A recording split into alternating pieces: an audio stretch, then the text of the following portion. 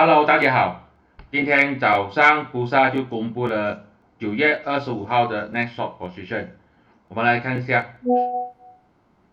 可以看到呢，这个仓位呢其实是没有什么大的变化呢，只有 cos 小微的下跌，其他都是没有什么大的变动。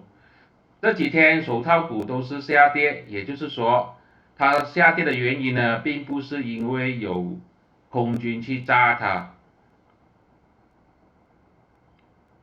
应该是不关这个空军 next shot 它的操作，应该是没有去 shot 它。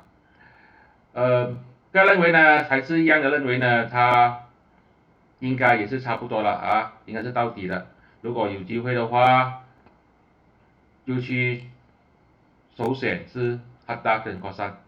这是我的个人看法，并没有任何的买卖建议。如果你喜欢我视频，就帮我去 share，帮我去 like。